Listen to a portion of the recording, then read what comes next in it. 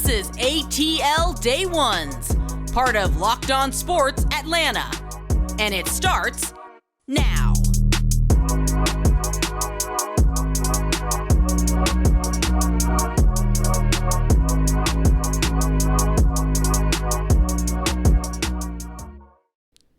Welcome into ATL Day Ones. I am Jarvis Davis. That is Tenitra, Batiste.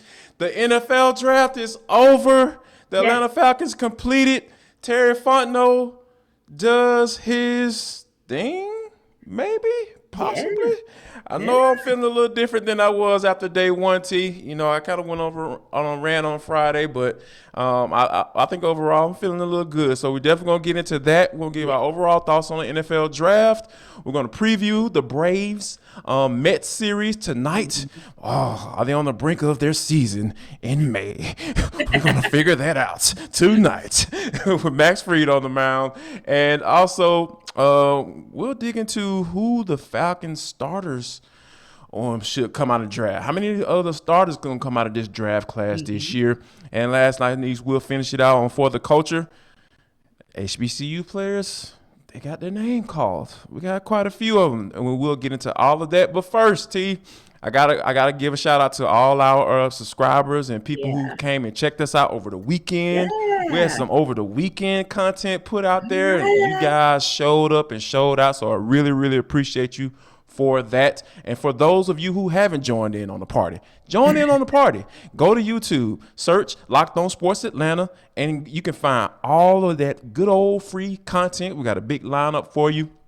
ATL Day Ones, obviously, A to Z with Mark Zeno, and Hitting Hard with John Chuckery. Go ahead and like and subscribe and check us out. And also catch us on all our audio platforms, wherever you download your podcast.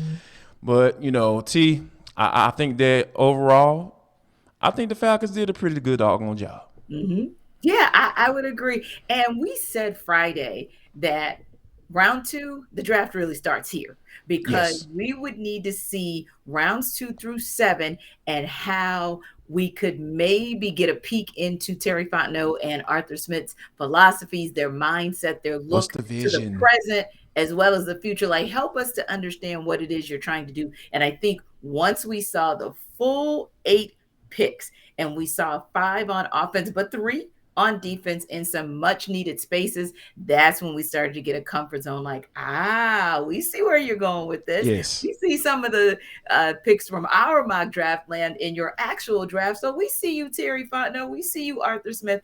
And yes, I would say that I am very encouraged by what they did across the entire draft space for 2022. You know, and I think that when you talk about that, you know, that wide view, right, that 30,000 foot view, so to speak. And it was funny because, like, when they were coming up, they were in the 6th round, and I think they were like pick 180, because you know me, I'm sitting there watching like this doggone the game 7 of the NBA finals or something like that. So because that's just, the NFL draft is just my thing. I absolutely love it, have always watched it. And I was even joking with my wife how, you know, I was like, man, all those years of watching the NFL draft all day, every day, it's finally starting to pay off. Yes. So I appreciate that. Yeah. So we had a good laugh about that one. But I think that when you look at that 6th round, and it was around about pick 180, and I tweeted out, I was like, you know what? There's some familiar names that are, you know, that are available coming up at 190, and I said, I think it's going to be offensive line. And then, and you know how the Falcons have been in the past about when trying to figure out who they're going to pick. Mostly everybody's been wrong for the most part. So that covers this team on a daily basis. But you know, when Justin Schaefer's name came across the board, I was like, yep, not surprised. I mean, because you know, it's offensive line help, right? You know, and he plays a very specific position that is maybe putting a specific person on notice. Like, we know we drafted him in the 6th round, but this dude has a lot of experience playing at that exact same spot, and he played in the SEC, so he's gone against a lot of good competition, so he's battle tested. So I think Jalen Mayfield might be on notice. I don't know. You might have to talk me down off that ledge. Yeah, I agree, and can't wait to dive into that a little bit more, because Justin Schaefer may be one of our guys who, when we do our Falcons deep dive, we say, hey, is he going to be a starter day one? Or is he somebody that if he has an amazing camp and is showing you that the potential can become the product in the fall, then maybe a couple games in, if it's not looking right across that O-line, maybe in that guard spot or where have you, somebody might be usurped from the starting lineup. Usurped is a perfect word for that particular situation.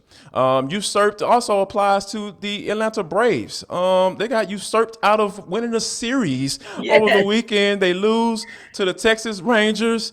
Nephew Ronald Acuna, for those folks in Dunwoody, goes 0 for 4. I guess Dansby Swanson got 2 more hits, so he's starting to come around. So I guess that's the one bright spot, right? Mm-hmm. One bright spot, and also Austin Riley, because consistency counts for something. Yes, so indeed. He is literally someone who started the year the same way he ended last year, and that is in the conversation at least for NL MVP. And he continues to show his worth, whether he's getting on base with a home run or if it's a single and he's driving runs in. He's even last night when the Rangers go out to an early lead, who brings them back to within 1 run? Austin Riley. So that, for me, he's kind of that guy who will continue to talk about him because we don't want to take for granted the amazing start to this season that he's had in being also one of the bright spots for the Braves. What wasn't the bright spot was that guy on the mound. As quickly as Kyler Muller got called up from Gwinnett was as quickly as he got sent right back down, along with William Woods, of course. Just a rough go for him, and understood. You kind of look at the rotation and to get Max Fried back at the top of the rotation for a very pivotal series against the Mets. Maybe you kind of go into your war chest and you see if maybe you can get a couple of quality innings from Kyle Muller. You just kind of may have dug in the chest too deep. Yeah, 2 2/3, 4 hits, 7 earned runs, 6 walks. My God! Yes, walks. Oh, the walks were killer. It's like, and that's been the killer for the Braves, a lot this season and early on. Let me say this. Early on in the season, it seemed like that's something they've been kind of struggling with. Even, Kyle Wright, he kind of got off to a slow start, in the past.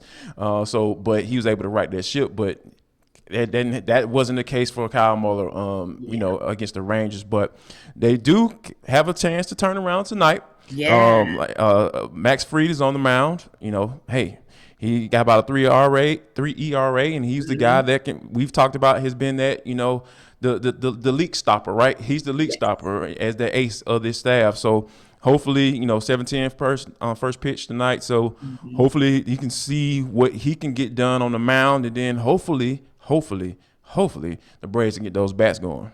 Yeah, because what we want to see is in a 4-game series, at a minimum, get a split of the series. Indeed. Yes, we're early in the season, but the Mets are actually looking pretty decent. So you want to start getting those division wins as early and as often as you can. And yes, I think they have the perfect guy on the mound to do it. And even with that ERA, is a little bit sneaky, not exactly, how do I say, it doesn't tell the complete story. Because it almost speaks more to his rocky start versus, say, his magnificent start in his last outing. So hopefully we'll see that Max Fried, the Max Fried that Brian Snitker said post-game after the win last week, where he goes 7 innings and pitches lights out. I don't even think he had a walk, but where Brian Snitker said he showed you he is a number 1 in the rotation. So hopefully we'll see that Max on the mound tonight.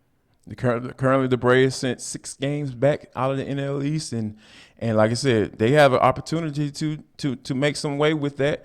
But like you said, all I'm asking for right now, given the way they've been playing, is a split. If they can get a split and keep it moving and try to get some wins here in the month of May and have a better month, I'll be cool with that.